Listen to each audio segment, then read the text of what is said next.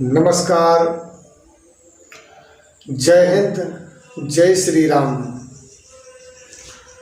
सत्य पर आधारित प्रोग्राम में आप सभी का स्वागत है।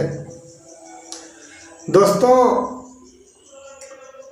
कर्म, आज हमारा ट्रैफिक रहेगी कर्म पर।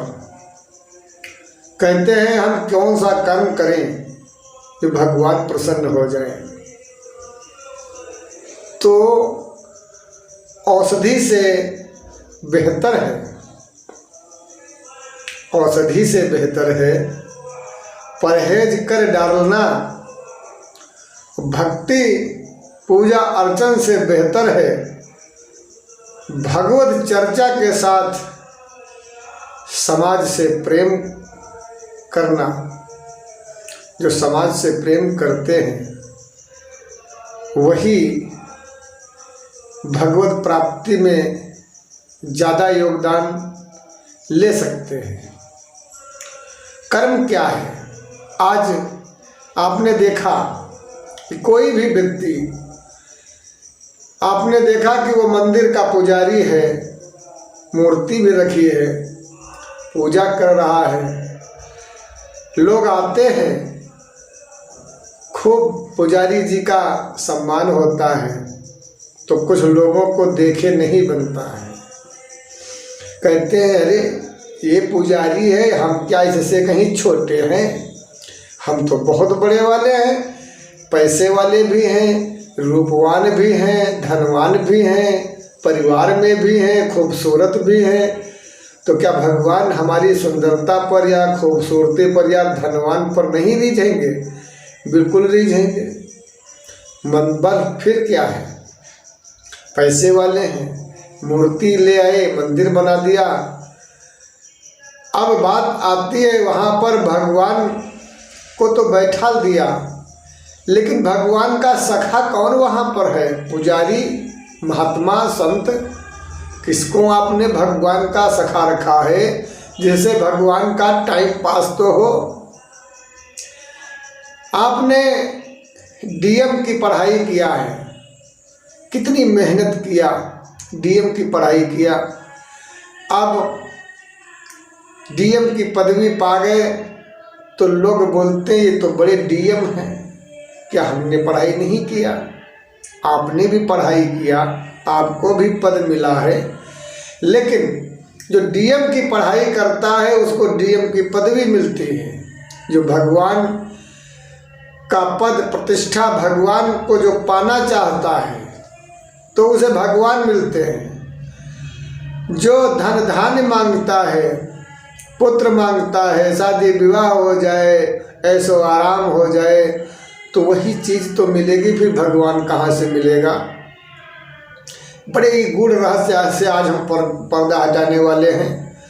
दोस्तों, आपने देखा है कि मंदिर का पुजारी खुश है तो कुछ ईर्ष्या बस लोग वहाँ नहीं जाते और स्वयं एक पत्थर अपने घर में, अपने दरवाजे पर रख लिया और उसी पर को पूज रहे हैं।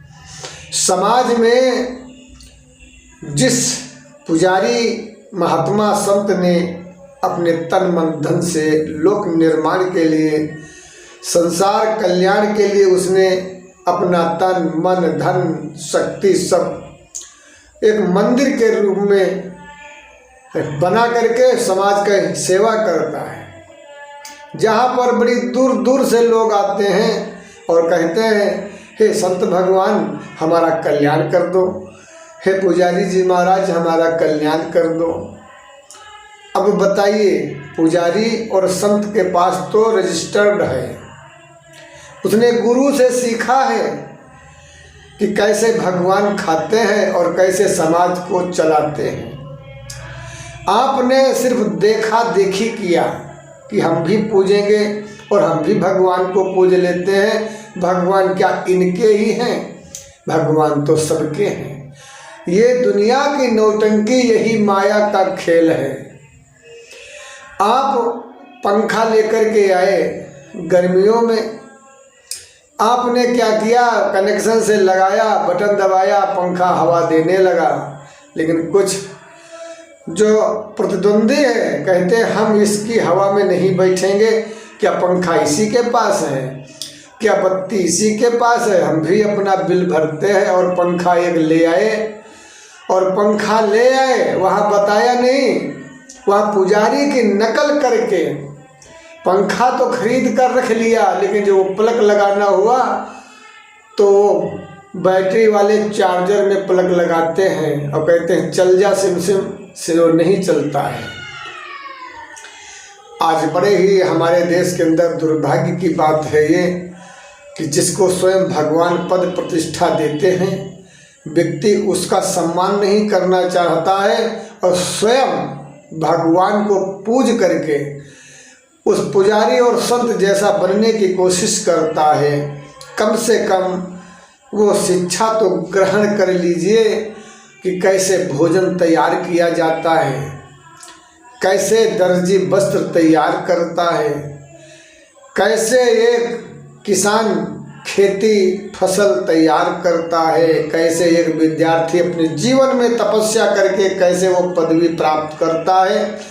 लेकिन इन सभी अधिकारियों से कहीं ज़्यादा खतरे की पद प्रतिष्ठा भगवान की है, जहाँ पर अगर ये कुछ परहेज आप नहीं कर पाते हो तो कहीं वह जुबान, जिस जुबान से भगवान का ध्यान करते हो और वही जुबान से कहीं तुमने कुछ और कह दिया तो गड़बड़ हो जाएगा। पुजारी को भगवान ने बनाया है ठेकेदार, ये प्रत्यक्ष गवाह हूँ मैं इस बात का। अब यहाँ पर नहीं आएंगे, अंत कहीं पत्थर पूज कर पूजा करेंगे, वहाँ पर उनका भला नहीं होगा। जब भला नहीं होगा तो क्या कहेंगे, वो पुजारी तो वहाँ तंत्र विद्या करता है, वो पुजारी वहाँ नौताई करता है, वो पुजारी वहाँ ढोंग करता है, वो पुजारी वहाँ ठग रहा है, वो पुजारी खाली ड्रामा बना रखा है। लेकिन ये नहीं जानते हैं कि खुद हमने ड्रामा बना रखा है, मैंने ड्रामा किया है, क्योंकि ना तो तुमने उस जगह पर शिक्षा प्राप्त किया, ना ही तुमने उस पूजन अर्चन संस्कार का तुमने जो है कोई ज्ञान है, और ना ही कोई विज्ञान है। ये भगवान बहुत बड़ा खतरे का है। आप जिस किसी शक्ति को पूजते हो तो उस शक्ति जैसे आपको बनना पड़ेगा। यदि उस शक्ति जैसे आप नहीं बन पाते हो तो ये गलत है। आपने चंद लालच के लिए किसी पुजारी को अपमानित कर दिया, किसी डॉक्टर को अपमानित कर दिया, किसी किसान को अपमानित कर दिया, कुछ नहीं हुआ तो कोई बेचारा गरीब कहीं जा रहा है मोबाइल लिए और आपने देखा उसका मोबाइल छीन करके भाग गए।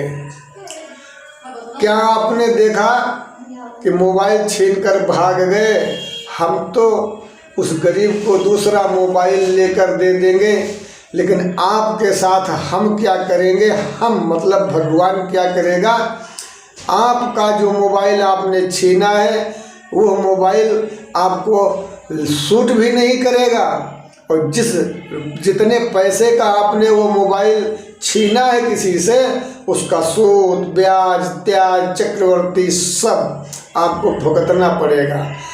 आपने कहा कि हमारे कोई आस औलाद नहीं है, हम तो स्वच्छंद हैं, हम आपकी शादी करवाएंगे, आपके बच्चे होंगे, आपका परिवार बनाएंगे, फिर उस परिवार के अंदर ऐसा रोग भरेंगे कि आपकी पूरी जिंदगी नरक बन जाएगी। ये कर्म फल है। कर्म करिए, अच्छे कर्म करिए, किसी की देख रेख नहीं करना चाहिए। कोई मैकेनिक बिजली के तारों पर खंभे पर चढ़कर उनको संभाल रहा है और आप गए वहाँ चढ़ करके और नंगे ही हाथों संभालने लगे, सोचो क्या होगा। हम यही कहना चाहेंगे अपने समाज से कि जहाँ पर आज भगवान की नकल हो रही है, जहाँ लोग स्वयं मंदिरों में वहाँ जाते हैं और पुजारी के द्वारा वहाँ शांति पाते हैं और वहीं पर आकर के अपने दरवाजे पर भी पूजन करने लगते हैं। ये सर्वतः गलत है, बिल्कुल गलत है। आपको सब्जी बनाने का तजुर्बा नहीं है तो आप किसी से बनवा लीजिए, कोई हलवाई बढ़िया हो उससे बनवा लो, उससे पूछ लो, विधान पूछ लो, हम नहीं ये कहते। लेकिन मेरे भैया लोगों, भगवान को पूजना लोहे के चने चबाने से कहीं कम नहीं है। इसलिए बगैर गुरु के आप कोई काम ना करें, अन्यथा आप झटका या नुकसान खुद का हो सकता है।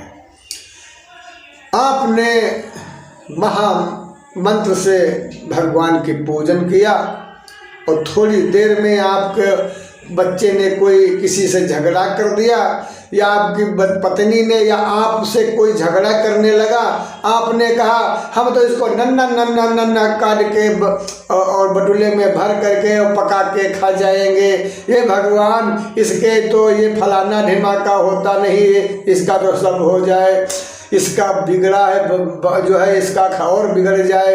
यानी दुनिया की तुमने बुराइयां शुरू कर दी। ये पुजारी और संत के कर्म नहीं है, जो भगवान को पूजता है उसके ये कर्म नहीं है।